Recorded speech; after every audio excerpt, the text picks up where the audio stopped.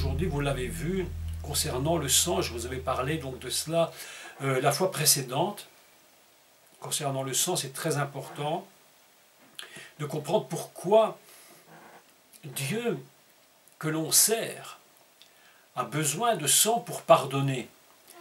On a l'impression, lorsqu'on lit le livre des Lévitiques, donc Vaïkra, que lorsqu'on lit un livre comme celui-là, on se trouve devant un Dieu d'une violence extrême. Vous avez vu que dans le petit mail que je vous ai envoyé aujourd'hui, j'ai écrit que depuis le jour de l'inauguration du Mishkan, c'est-à-dire le premier jour du premier mois de l'année, donc juive, biblique, dans la Torah, jusqu'à la fin, la destruction en 70, après Yehoshua, Jésus, qu'il y a eu plus ou moins, mais c'est une évaluation, plus ou moins 1 milliard de sacrifices qui ont été offerts. C'est quelque chose d'absolument, mais impensable. 1 milliard, pour ainsi dire, vous imaginez le nombre de bêtes, d'animaux de toutes sortes que l'on a sacrifiés, dont on a versé le sang, que l'on a brûlé sur l'autel. On se dit, mais une religion comme celle-là, mais est-ce que ce n'est pas un peu de la folie? Lorsqu'on lit le livre de Vaïkra, on se dit, mais qu'est-ce que c'est que ce livre? Mais pourquoi Dieu demande-t-il tant de sacrifices, tant de sang, tant de pratiques, et parfois tellement étranges? Il faudrait passer, si on avait le temps, mais je crois que le temps nous manquerait vraiment, d'expliquer chaque sacrifice en détail, comment il fonctionne, ce qu'il représente. Et vous pouvez remarquer qu'il y a des sacrifices d'animaux, donc animal, avec des offrandes végétales, enfin il y a de tout. Et c'est tellement compliqué qu'évidemment ça nous demanderait un temps fou pour tout expliquer. Mais, comme le dit la Torah, le Mashiach Yeshua qui va venir a la capacité, lui, de réduire toute cette énorme difficulté, toute cette complication, en le résumant en sa propre personne. Et c'est ce que je vais tenter aujourd'hui d'expliquer, pourquoi le maître, le créateur de l'univers, a besoin de voir du sang.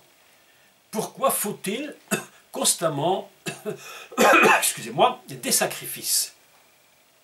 Il y a donc, vous vous souvenez que j'avais expliqué, et c'était très important de faire un tout petit rappel aujourd'hui concernant donc la notion d'unité entre le ciel et la terre, concernant l'éternel Dieu et Adam, et comment dans la notion Elohim nous trouvions que les 3 lettres du milieu d'Elohim avaient la même valeur lorsqu'on les additionne que le mot Adam, qui est donc de 45. Et que les deux, la première et la dernière lettre de Elohim, le Aleph et le Mem, lui, lorsqu'on les met ensemble, représente M, qui veut dire la mère. La notion féminine qui se rattache bien évidemment à ce qu'on appelle la Shrina, c'est-à-dire la présence de Dieu.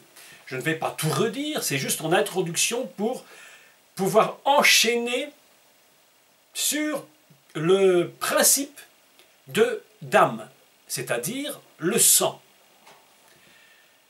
Si on peut comprendre que tout est conçu, créé, formé dès le commencement dans l'au-delà, on va avoir une compréhension différente de ce que représente le sang du Messie. Vous savez que il y a 3 choses très importantes que je voudrais donc vous donner maintenant. Si vous avez de quoi écrire, vous prenez note, ça vaut la peine, probablement.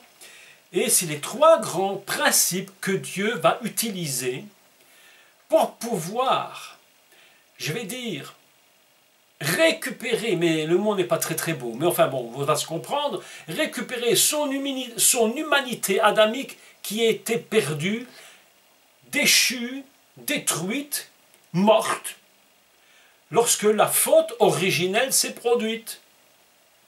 Les 3 grands principes sont ce qu'on appelle d'abord la teshuva. Certains disent tchouva, ils font des contractions. Hein. Enfin, vous savez, c'est un peu l'hébreu, c'est un peu comme en français ou dans toutes les langues. Hein. Il y a des contractions. Hein. Hein, vous savez comment ça fonctionne une langue. On dit pas il y en a qui disent pas je suis content, ils disent je suis content. Mais en fait, c'est une contraction. Hein. Mais en hébreu, on a parfois un peu les mêmes choses qui se produisent. Certains disent teshuva, d'autres disent tchouva, mais bref, c'est la même chose. Et la teshuva, c'est donc ce qu'on va faire une teshuva, c'est faire un retour. Le premier principe, c'est de faire un retour. Le second principe, c'est ce qu'on appelle le tikkun, c'est-à-dire réparer. Dieu, le maître du monde, ne peut pas accepter qu'il n'y ait pas de réparation. Jusque maintenant, ce que je dis, je pense que la plupart d'entre vous, vous le saviez. Et puis, le troisième principe, il ne suffit pas de retourner, de réparer, ça c'est la part qui revient à l'Adam, c'est-à-dire à l'humanité. Elle retourne et elle doit réparer d'une façon ou d'une autre.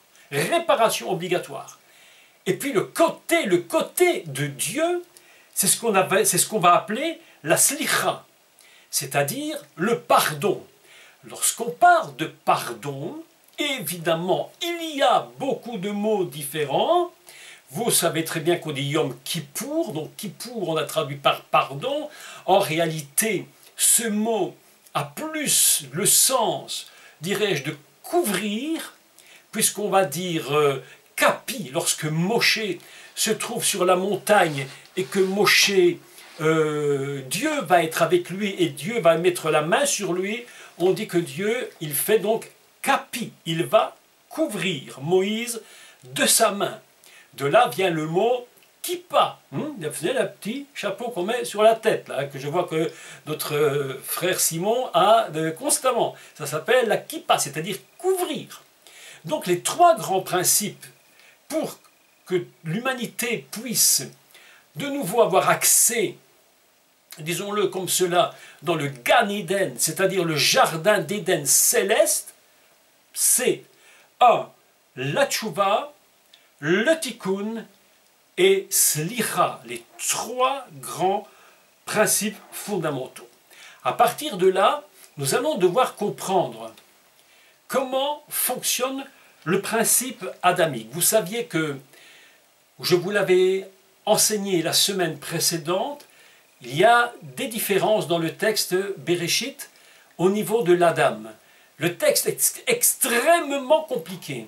Je crois qu'une éternité dans l'éternité, si c'était possible, ne suffirait pas pour tout comprendre ce que représente cette idée de l'Adam avec tous ces niveaux différents de création. Je vous avais dit qu'il y a un texte qui dit « Naasé Adam », qui veut dire « faisons l'Adam », et je préfère dire Adam que l'homme, parce que quand on dit homme, évidemment, en français on peut aussi le dire, ça se comprend, quand on dit l'homme, ça représente l'humanité, on dit c'est l'homme, c'est l'humain. Mais évidemment c'est un peu complexe, parce que quand on dit homme, c'est pas femme, donc ça devient déjà un peu plus compliqué. Donc je préfère me tenir à Adam, parce que la notion adamique, vous allez voir comment elle est d'une complexité extrême, et que c'est par la notion adamique que le Mashiach, Yeshua, va pouvoir exister. Si ce n'était que homme en tant qu'homme, eh bien, ce ne serait pas suffisant. Il faut donc rajouter cette notion dans la notion homme qui est Adam lui-même, avec tout ce qu'il représente. Donc, nous avons cette notion qui est Naasé Adam, qui veut dire faisons l'homme. Nous avons donc un niveau faire, et je vous rappelle que c'est très important de le comprendre, faisons Adam. Et voilà que le verbe faire devient évidemment très intéressant, puisque nous sommes dans un système de construction de l'homme. Faisons l'homme, et quand je dis construire, c'est même pas encore dans le sens réellement de construire, c'est vraiment faire. La deuxième notion, elle dit ceci, Vaibra Elohim, il a créer, ce n'est plus faire. Nous sommes maintenant dans un niveau de création. J'explique et je le redis avec beaucoup d'insistance, parce que nous allons devoir comprendre ce grand, grand principe pour saisir le fondement même du sang. Donc, Vaïbra Elohim, il a créé Elohim. Je vous rappelle instantanément que Elohim, je l'ai dit mais je le redis, c'est la notion mère avec à l'intérieur la notion adamique. Elohim, c'est celui qui est capable de faire venir la notion adamique sur terre. C'est pourquoi il est dit Vaïbra, il a créé. Elohim, écoutez maintenant, Het, Ha, Hadam. Nous avons ici trois mots extrêmement intéressants. Je développe ces trois mots. Le premier, nous avons l'habitude de l'entendre, c'est Et, qui dit, je rappelle toujours les notions parce qu'elles sont importantes de s'en rappeler, Et, c'est la même chose que si je dis en grec alpha et oméga, le commencement et la fin. Si on fait une explication de cela, ça veut dire qu'il y a une notion d'éternité pour entraîner le mot suivant qui n'est plus Adam, mais qui est Ha-Adam, le Adam. Et nous avons ici la même structure que lorsque le Dieu crée le monde et qu'il arrive au 6e jour. Vous savez, ou vous ne le savez pas, si vous ne le savez pas, je vous le dis pour que vous le sachiez, tout simplement, c'est qu'il y a le jour Erat, puis il y a Yom Sheni, Yom Rish, etc. Et le jour 3, et puis nous arrivons à Yom Hashishi. On aurait pu dire Yom Shishi, tout compte fait, et jour 6. Mais voilà que l'on dit Yom Hashishi, jour le 6e. Exactement comme lorsque, l'exemple vaut ce qu'il vaut, hein, d'accord, hein, vous allez me comprendre, lorsqu'on a parlé du débarquement en Normandie, hein, à la fin de la guerre, deuxième guerre, on disait c'était le jour J. Hein, en anglais, on disait le D-Day, D-Day, jour J. On insistait pour dire c'est le jour que l'on attendait. Ce n'était pas un autre, c'était ce jour-là qu'il fallait qu'il débarque. Eh bien voilà que le Ha-Shishi nous dit c'est le jour 6. Pour nous dire que c'est un jour extrêmement important. Qu'est-ce que le Ha-Shishi? C'est le jour où l'Adam va venir, va être conçu, va être fait, va apparaître sur la terre. C'est pourquoi ce jour-là a une importance extraordinairement importante. Le Yom HaShishi, c'est un jour où l'Adam est sur cette terre. Et voilà que nous avons une expression semblable, où l'on va dire non plus « et Adam », mais « et ha-Adam ». C'est le Adam qui apparaît. Et il apparaît par rapport à quel système de création? Eh bien, ce qu'on appelle donc le bara. C'est-à-dire Dieu va le créer, et puis il va le mettre sur sa terre, il va le mettre donc dans son monde, et il va lui donner la responsabilité de ce monde. Donc c'est extraordinairement important de comprendre ce grand principe.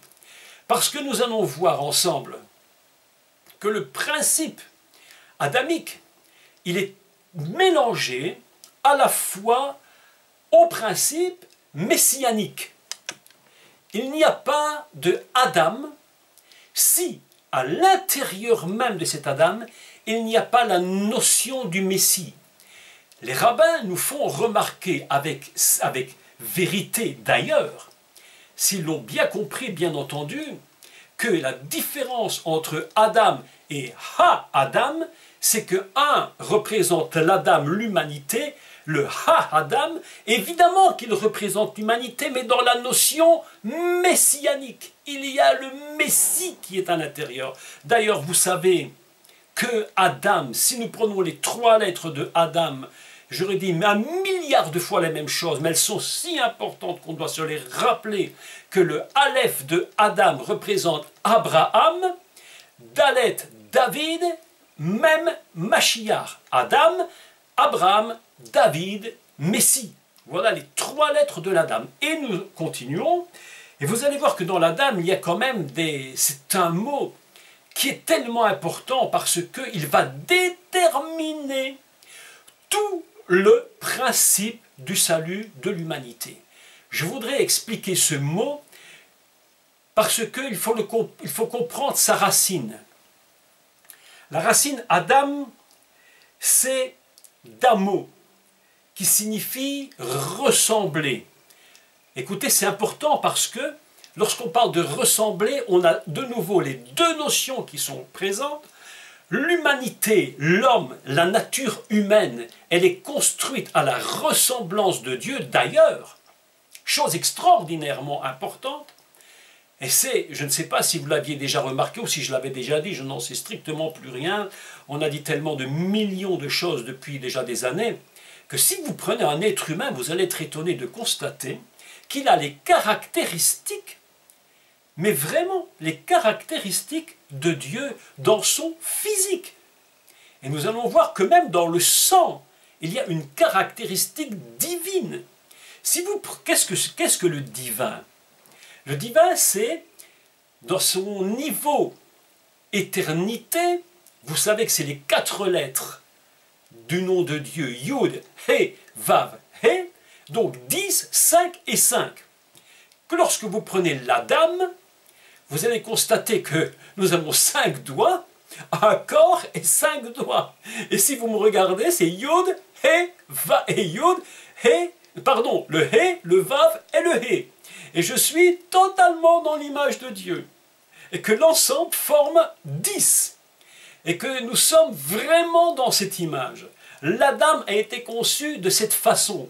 Parce que Dieu veut nous parler et veut nous montrer qu'à l'intérieur de cet Adam se cache un secret inimaginable. C'est le secret de la capacité que possède l'être humain de comprendre qui est véritablement le Mashiach. Donc, nous avons Adam, ressemblé, qui vient de la racine Damo, ou Domé. Et c'est non pas, assez important encore de le dire, que Adam ne signifie pas la terre, mais signifie celui qui ressemble à Dieu. On nous a toujours enseigné dans les églises, en général, qu'il s'appelait Adam, parce que la terre était Adama. Mais en fait, c'est juste l'inverse. La terre s'appelle Adama parce que ce personnage, lui, s'appelle Adam. Et fondamentalement, la première fois que le mot apparaît, ce n'est pas pour parler de la terre, mais c'est pour parler de l'humanité. Donc l'humanité est conçue dans la notion de ressemblance, et parce qu'on l'a pris de la poussière, eh bien cette poussière va porter le sens même de ressemblance. C'est-à-dire que ce sera Adama, la terre. Est-ce que vous me suivez dans mon raisonnement?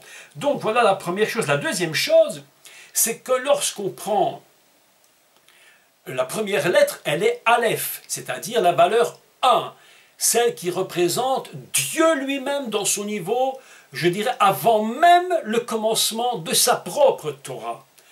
Et puis nous avons le mot, évidemment, dont nous allons parler, et qui est Dam.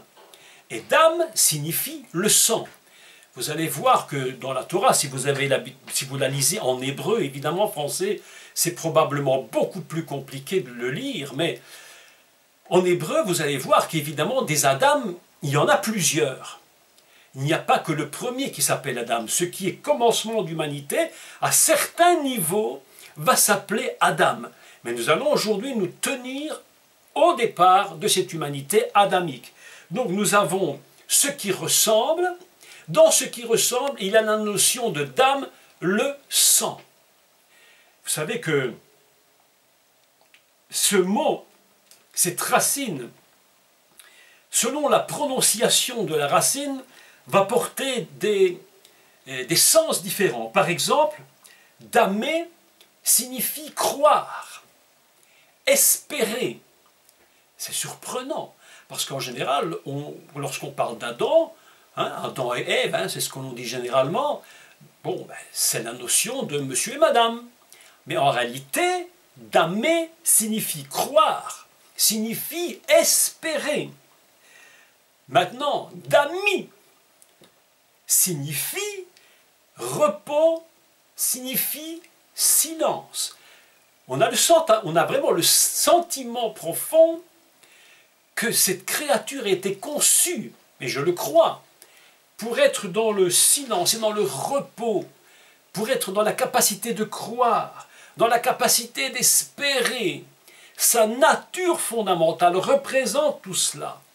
Et puis nous avons un autre mot qui lui est beaucoup plus complexe, qui est démi, toujours même racine, qui signifie anéantissement.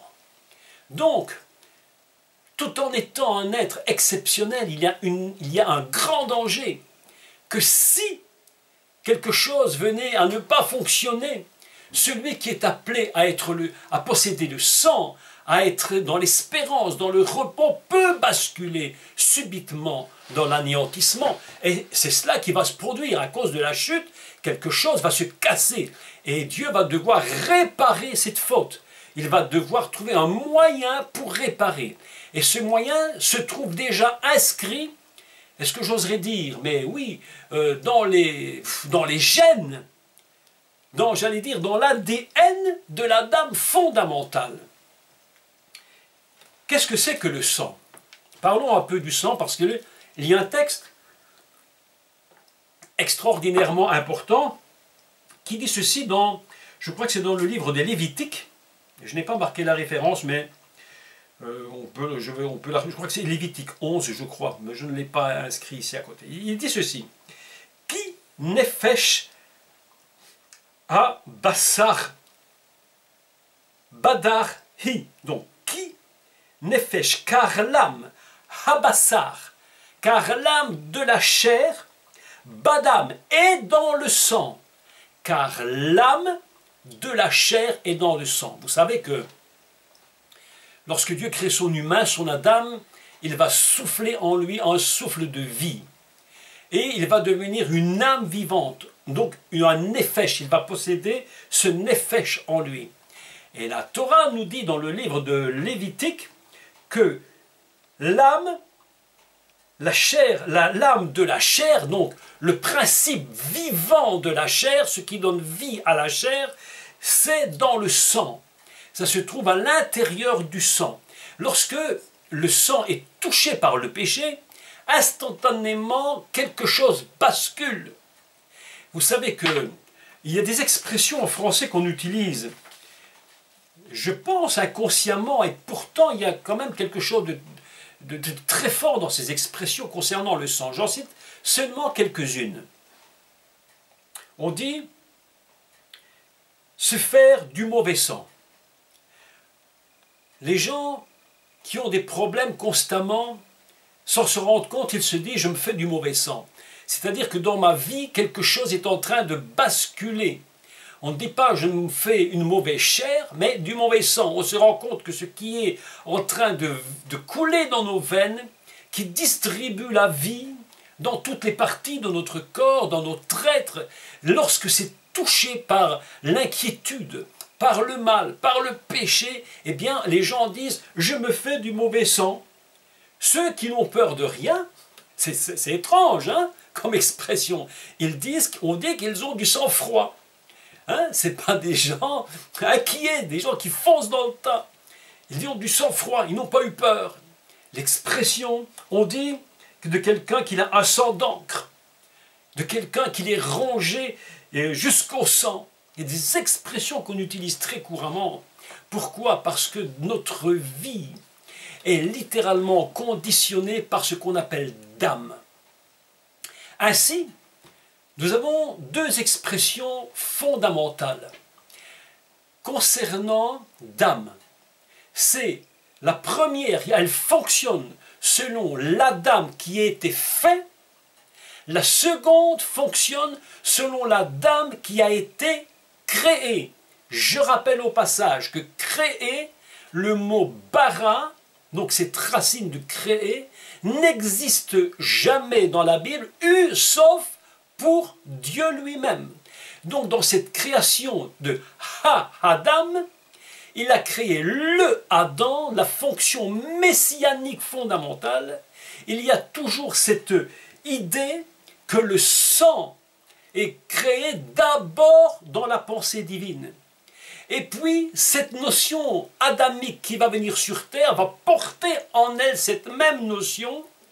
Et c'est pourquoi, pour qu'il y ait, je vais dire, une possibilité de salut, de pardon, il faut, comme je vous l'avais expliqué, une équivalence. Je ne peux pas être sauvé par quelque chose qui n'est pas équivalent. Il faut que le prix soit le même. Il faut que le prix soit le même que la nature que je veux racheter. Autrement dit, quel sera le prix? Eh bien, le prix, Dieu va dire ceci. Il va être porté sur deux principes de base. Le premier principe, c'est la chair. Et puis le second principe, c'est le sang. Et nous allons nous rendre compte, d'ailleurs, c'est ce que dit l'apôtre Pierre, je crois, ou Jean, je ne sais plus, où il dit qu'il y est venu avec le sang et avec de l'eau. Et lorsqu'on a percé son côté à la croix, il est sorti, donc sa chair, de l'eau et du sang. Ce sont les principes de base, il faut qu'il meure en chair et il faut que le sang soit versé.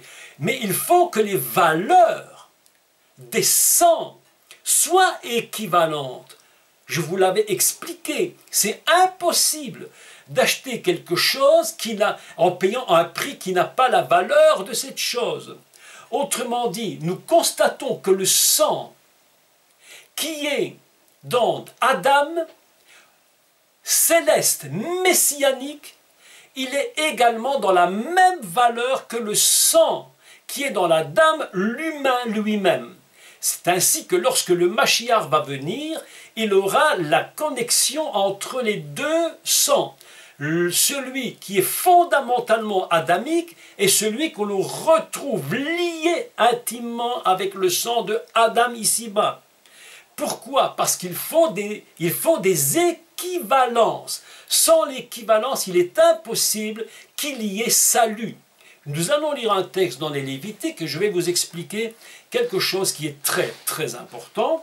Et vous allez constater, j'espère que je ne suis pas trop compliqué, parce que parfois on me dit que c'est tellement compliqué qu'on ne comprend rien du tout, mais j'espère que ce n'est pas le cas.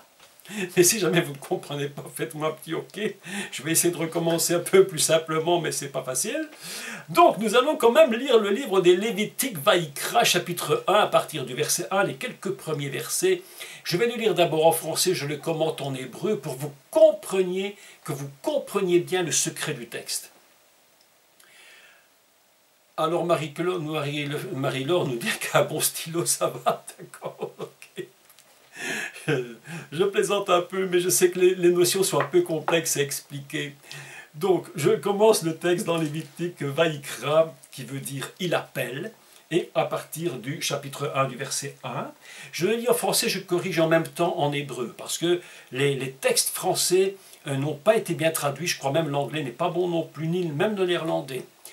Donc, voilà, je commence. Lévitique, Vaïkra, chapitre 1. L'Éternel appela Moshe de la tente d'assignation, de la tente du rendez-vous. Il lui parla et dit, « Parle aux fils d'Israël et dis-leur, lorsque quelqu'un d'entre vous... » Mais le texte en hébreu ne dit pas ça. Écoutez, le texte est beaucoup plus surprenant. Vous allez voir qu'on est ici dans deux situations particulières, différentes. Le texte dit, lorsqu'un Adam d'entre vous fera un korban, on appelle ça karban ici dans le contexte, mais un korban, c'est-à-dire une offrande, mais une offrande pour s'approcher de Dieu. Écoutez bien le texte, parce que c'est très important de comprendre. Les mots doivent être pesés. On doit les mettre dans une balance et les peser, mais au milliardième de grammes, parce que c'est très complexe.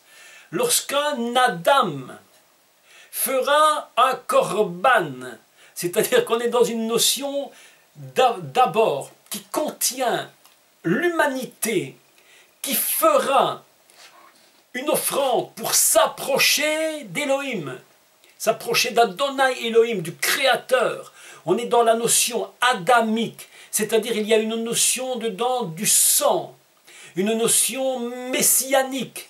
Mais cette notion messianique va devoir évoluer jusqu'à ce qu'elle puisse être véritablement venir en tant qu'humain. Et donc je continue, écoutez bien le texte. Lorsqu'un Adam d'entre vous fera un korban, je le dis en français, à l'Éternel, il offrira du bétail, du gros ou du petit bétail. Si son offrande est une holocauste de gros bétail, je ne rentre pas dans les détails des mots, hola et tout ça, c'est un peu trop, je n'aurai pas le temps maintenant, il faudrait vraiment parler d'autre chose. Il l'offrira à l'entrée de la tente du rendez-vous devant l'Éternel pour obtenir sa faveur. Je lis le texte. Il posera sa main sur la tête de l'holocauste qui lui sera agréé de l'Éternel pour lui servir d'expiation.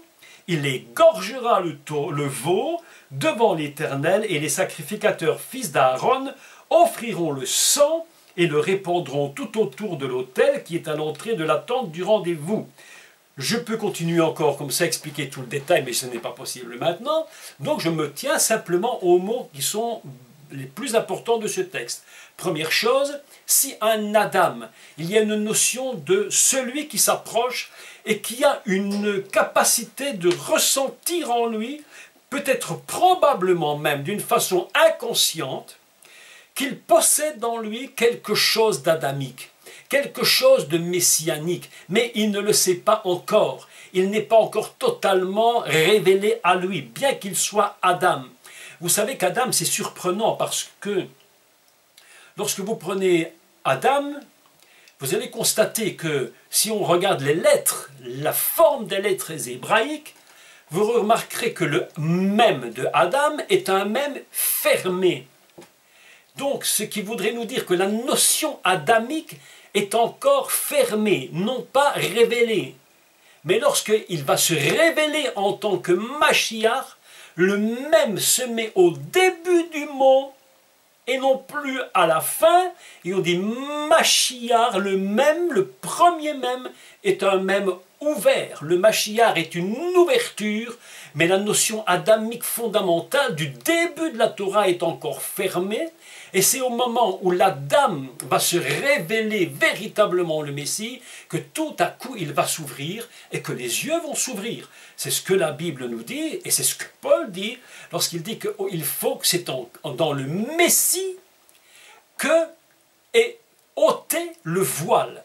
Lorsqu'il s'appelle Mashiach et que ça s'ouvre véritablement, se révèle la notion messianique. Donc nous avons ici dans ce texte une question qui se pose. Dieu est en train de dire que si un homme, un Adam, un humain, possédant la notion intérieure de l'Adam, va pour s'approcher de l'Éternel, il va devoir faire quelque chose. Mais cette chose qu'il va faire, elle n'est absolument pas suffisante. Pourquoi n'est-elle pas suffisante? Mais tout simplement parce que il manque une, je vais dire, les deux notions identiques pour que puisse être mis en place le principe du salut définitif. Il n'y a pas la correspondance parfaite. Lorsque le sacrificateur va prendre les animaux et qu'il va les sacrifier, vous avez remarqué ce que j'ai dit, il fallait près d'1 milliard d'animaux sur toute la période du tabernacle et du second temple, et ce n'était toujours pas suffisant. Pourquoi ce n'était pas suffisant? Alors on peut se dire, mais c'est impossible. Après avoir fait autant de sacrifices, est-ce que Dieu en voulait encore plus? Ce n'est plus une question de quantité, c'est une question comment je vais dire, d'identification. Il faut que les deux sacrifices puissent être identiques. Il faut qu'il y ait une correspondance parfaite de valeur. L'animal, vous savez que si vous allez sur Internet et que vous faites une petite recherche très simple, bon, je n'ai pas été très loin parce que ce n'est pas mon boulot, mais si vous faites une recherche, vous allez regarder la différence entre le sang d'un animal et le sang d'un humain. Et vous verrez que le sang animal, n'a rien à voir, si vous voulez, avec le sang humain. Par exemple, nous apprenons que les animaux n'ont pas de rhésus, alors que le sang humain en a. Et lorsqu'on va faire une enquête policière et qu'on va chercher le sang, on va rechercher si c'est du sang animal ou du sang humain, parce qu'il y a une différence. Donc la correspondance n'est pas suffisante, elle n'est pas bonne. Le prix payé n'est pas le bon prix. C'est-à-dire que tous les sacrifices qui ont été faits doivent être constamment recommencés, et c'est pourquoi le texte nous parle d'un corban. Un corban, c'est autre chose que ce que beaucoup croient une offrande. C'est une offrande pour s'approcher.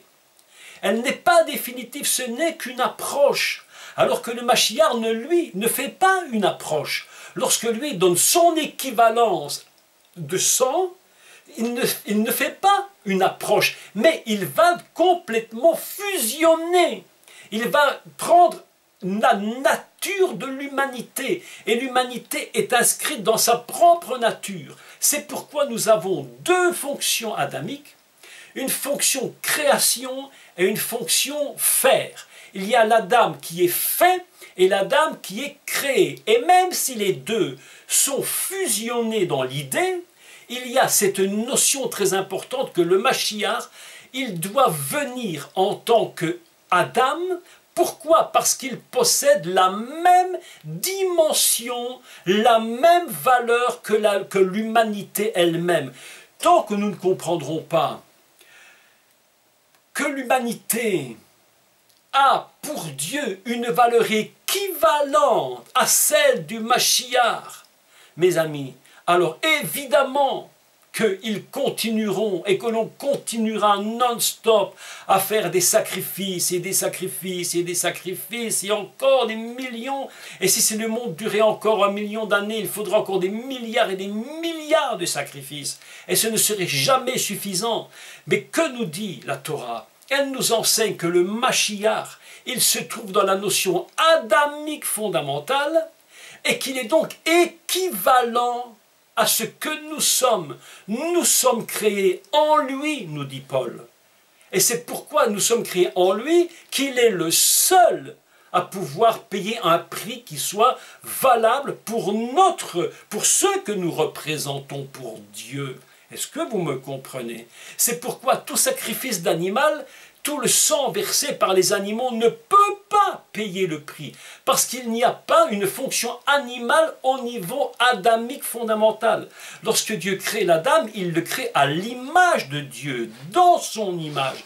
Il est écrit « Betsalmo », dans son image. « Betselem », il les créa eux. C'est-à-dire que la notion fondamentale de l'Adam, c'est une fonction qui est unie avec la fonction messianique. Le sang du Messie est le sang qui est équivalent à celui que nous avons en nous. Il dit fondamentalement, vous avez été créés dans ce dam fondamental.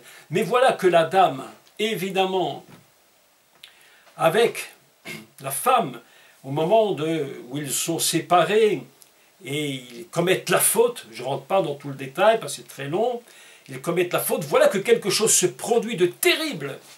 Et je le dis souvent, mais quand même je dois encore redire cela. L'humanité, même souvent, l'Église n'a pas saisi le milliardième de ce que représente la catastrophe qui s'est produite dans le Gan Eden. Vous savez qu'on a l'impression que prendre un fruit et le manger, mais qu'est-ce qu'il y a comme problème? C'est 3 fois rien. C'était pas si grave tout compte fait.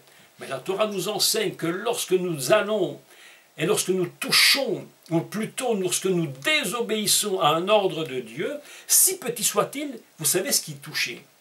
Ce n'est pas que la chair, mais c'est encore en plus Dieu lui-même qui est touché. Dans sa notion d'âme, sang divin, messianique, quelque chose vient de faire un coup violent. Et là, le sang humain lui-même est en train, que lui qui donnait la vie et qui continue de donner la vie, est touché par la désobéissance.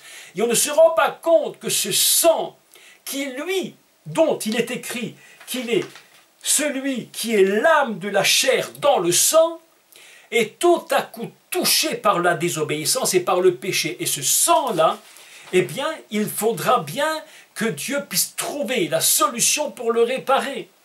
Donc, il faut trouver, et j'insiste sur le thème, mais il est tellement important. Je crois qu'on n'aura jamais compris à quel niveau il est important de comprendre la notion sang équivalente, le Mashiach. Il va falloir qu'il vienne. Pourquoi? Parce qu'il va devoir porter les deux principes adamiques. Le principe adamique fondamental, qui est petit a, la chair, petit b, le sang. Et c'est sur ces deux principes-là que le Mashiach va apparaître sur cette terre, parce que ce sont les deux points qui sont les équivalences, le prix payé. Si tu veux, si Dieu veut racheter son humanité adamique, il va falloir qu'il paye le prix. Mais comment payer le prix si ce n'est en trouvant son équivalent? Mais où peut-il trouver l'équivalent du sang et de la chair si ce n'est dans la notion fondamentale de la création qui contient, elle, l'humanité et le Mashiach, Yeshua. Je ne sais pas. La difficulté est immense. On n'a même plus de mots. Les mots m'échappent pour essayer d'expliquer avec une clarté incroyable. Je ne sais pas si je suis suffisamment clair. Mais le prix est tellement incroyable. La notion du sang que vous avez est tellement élevée aux yeux de Dieu qu'elle contient le nefesh. C'est le sang qui contient la vie. Et lorsque cette notion de sang est touchée, mes amis, le drame est inimaginable. L'humanité ne fait que survivre. L'humanité continue d'exister, de respirer, de bouger, de marcher, de faire tout ce qu'ils veulent faire. Mais pour Dieu, c'est la mort qui a frappé. Il faut récupérer. Dieu regarde son humanité. Il se dit, dramatique, dramatique. Comment récupérer? Comment racheter mon humanité? Quel prix puis-je payer? Qui est digne de racheter mon Adam? Mais vous imaginez comment Dieu voit l'homme. L'homme est en train de tomber dans le péché. Il fait des pires horreurs sur cette terre telles qu'on n'en a jamais vu. Mais Dieu regarde son humanité avec un cœur. Mais pas le cœur seulement de regarder un homme qui pêche, mais avec le cœur, il regarde son humanité avec l'image fondamentale qu'il a créée. Son Adam, celui dont il est dit « Vaïbra Elohim ». Il a créé Elohim. Et Ha-Adam, il a créé son Adam, Bet Salmo, dans son image. Il regarde, c'est cela qu'il regarde. Et c'est pourquoi il est capable de payer le prix équivalent, même si l'homme est tombé très bas, il est capable de payer le prix pour le racheter. C'est pourquoi le thème du sang, lorsqu'il est dit que le sang du Messie dépasse tout ce que l'on peut imaginer. Mais pourquoi le sang? Est-ce que Dieu ne pouvait pas nous pardonner simplement? Tout simplement. Dieu, je te demande pardon, tu me pardonnes. Lorsque vos enfants vous demandent pardon, vous ne leur demandez pas de verser du sang. Vous leur pardonnez, ça suffit. Mais voilà que Dieu, lui, non. Il veut non seulement qu'il y ait un retour, une réparation, mais il veut qu'il y ait un pardon. Il faut que le prix total soit payé et qu'il soit racheté. Que va-t-il faire? Un texte que nous allons lire ensemble. J'en avais parlé dans l'Épître aux Hébreux. Je suis obligé de relire ce texte parce qu'il est d'une importance, mais tellement grande. Je n'ai pas le temps de relire tout, mais vous lirez chez vous. Prenez du temps ce soir ou demain, je ne sais pas, pour relire le texte de l'Épître aux Hébreux. Je ne saurais pas tout lire, mais je vais lire simplement un extrait. Et je vais vous l'expliquer.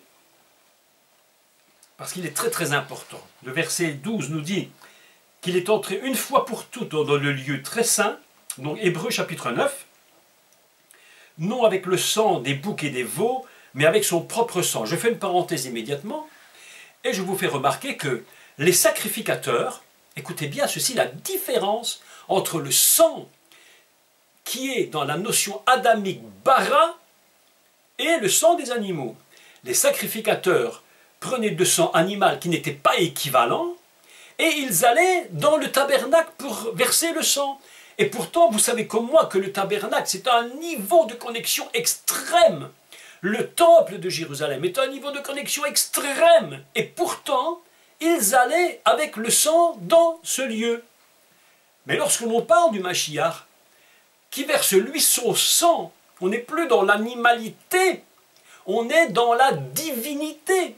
Lorsqu'il verse lui son sang, la Bible ne dit pas qu'il est rentré dans le temple terrestre.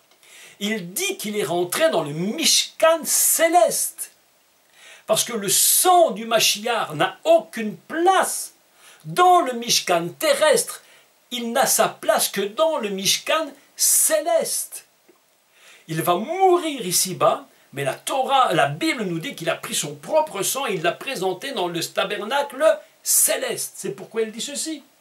Il est rentré avec son propre sang, ayant obtenu une rédemption éternelle.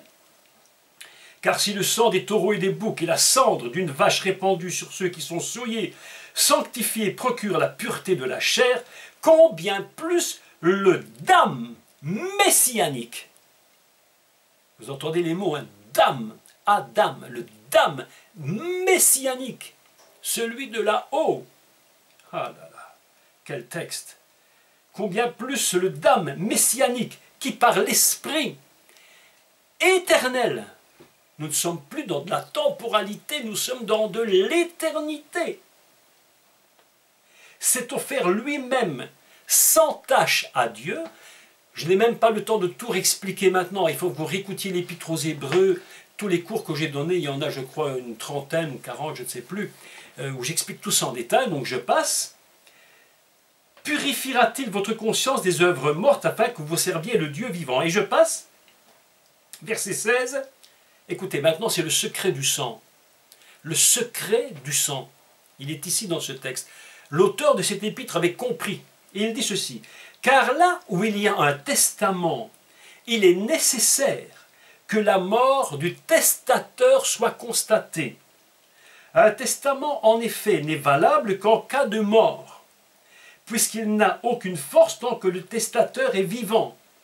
Voilà pourquoi c'est avec du sang que même la première alliance fut inaugurée. » Je passe le texte, vous le lirez vous-même par la suite.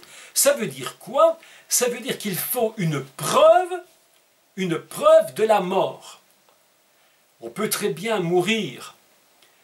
Et puis, on n'est pas certain, d'ailleurs, on a eu le cas ici en Belgique plusieurs fois. Enfin, je dis ça en souriant, parce que c'est vraiment incroyable, mais on a un monsieur qui est mort, on a cru qu'il était mort 2 fois, à quelques années d'intervalle, on l'a mis dans son cercueil, on a fermé le cercueil, le gars s'est réveillé, il était à l'intérieur, tapé.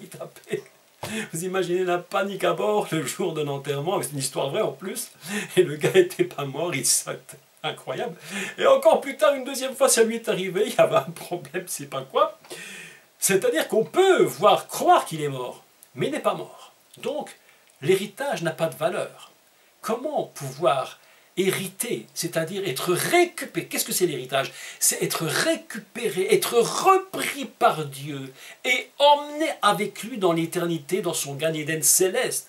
Comment va-t-il faire? Il faut la preuve que le prix a été payé. Comment le prouver? Eh bien, la Bible nous dit, il faudra que le sang soit versé. Pourquoi?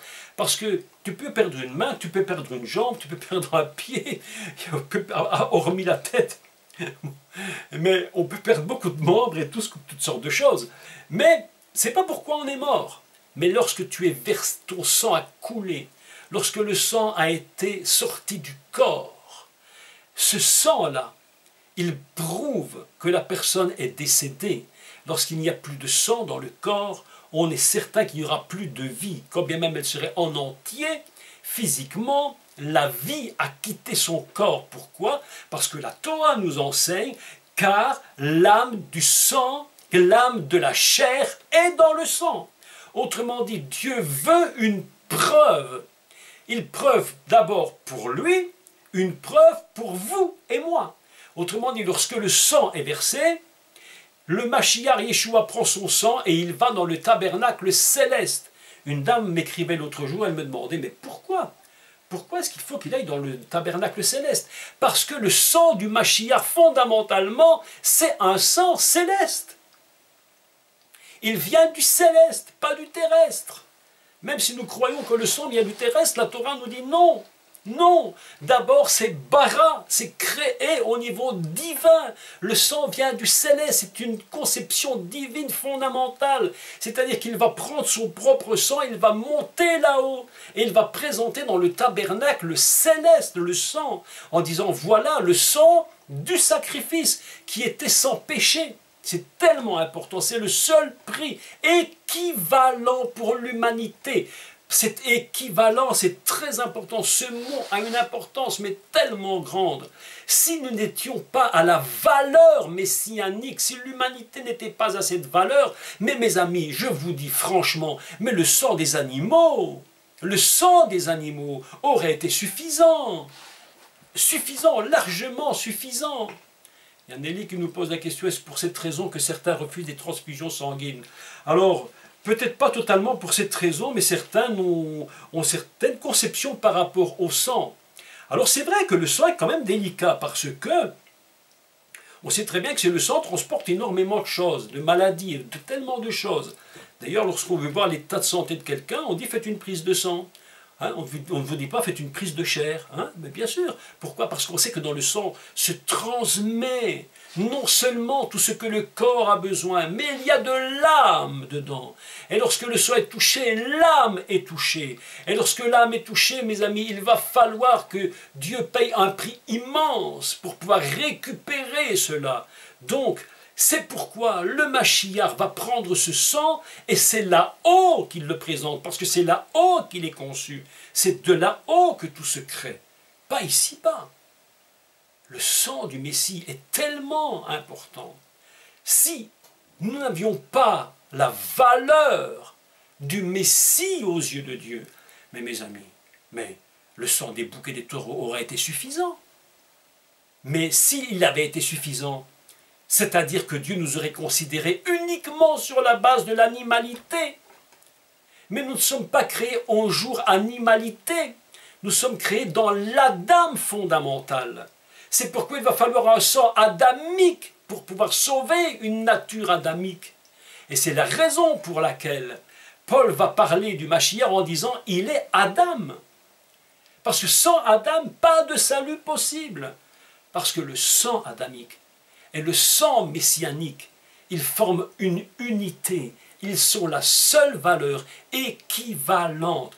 Je ne sais pas, mes amis, je ne sais pas si je m'explique suffisamment bien clairement pour vous dire toutes ces choses. Je le dis avec tout mon cœur, et si je ne m'exprime pas suffisamment bien, au moins que l'Esprit de Dieu vous ouvre votre intelligence pour que vous rentriez dans cette dimension de l'Adam, qui n'est pas seulement qu'un homme, ce n'est pas qu'une humanité. La notion adamique, c'est quelque chose de tellement plus grand. C'est une dimension tellement incroyable, tellement haute, qu'elle vient, j'allais dire, de l'essence même divine. Lorsque je vois le prix qu'il a payé, non seulement j'admire le prix qu'il paye, mais en même temps je me regarde, tu te regardes, et tu te dis, mais est-ce vraiment comme cela que Dieu me considère? Est-ce que Dieu, mes amis, est-ce que Dieu vous considère à cette valeur adamique? Est-ce que toi, Claudine, est-ce que toi, Patrick, Simon, Sylvie, Guylaine, est-ce que tu te rends compte de ce que tu vaux aux yeux de Dieu pour qu'il paye l'équivalence? Le sang est équivalent parce qu'à la création de toutes choses, la dame était fusionnée dans l'idée messianique fondamentale. Le Messie n'est pas venu après, en se disant « Ah bon, eh bien voilà, ils ont péché, ben je vais envoyer un Messie parce qu'il faut bien trouver une solution. » Non, non, non, non, non. Parce que fondamentalement, il n'y avait absolument pas d'autre solution pour Dieu que de payer le prix que vous valiez à ses yeux. C'est pourquoi le sang du Messie a atteint à une dimension absolument inimaginable. À mes propres yeux, lorsque je réfléchis à cela, je me dis, mais il faut vraiment que Dieu m'ait aimé. Parce que quand je regarde ma vie, et parfois les erreurs, oh, avec la grâce de Dieu, pas dramatique assez comme certains peuvent l'être, mais malgré tout des erreurs, je me dis, mon Dieu, est-ce que c'est comme ça que tu considères ma vie? Pour m'avoir donné une équivalence à celle-là, celle du Messie. Mais qui es-tu, Yeshua? Qui es-tu? Mais qui es-tu? Et la réponse de Dieu dit, et je clôture, il est ce que je considère que toi-même tu es, lorsque tu es à mes yeux une telle valeur au niveau de la création. Lorsque j'ai créé mon Adam, je l'ai vu comme le Mashiach lui-même. Je l'ai vu avec mes yeux, je l'ai vu avec ces yeux-là. Je l'ai vu avec cette valeur-là. Tu comprends pourquoi je t'ai tellement aimé. Et alors le verset que le monde entier connaît prend toute sa dimension. Jean 3,16, car Dieu a tant aimé le monde. Il a regardé son monde avec les yeux de Dieu, les yeux du Mashiach. Il a dit, j'ai tellement aimé ce monde parce qu'il est comme mon Messie, qu'il a donné le Messie afin que son humanité adamique ne périsse pas, mais qu'il ait la vie, non pas temporelle, mais le sang éternel qui est monté au niveau le plus haut dans le tabernacle céleste. C'est ça la vérité, mes amis, c'est ça la vérité.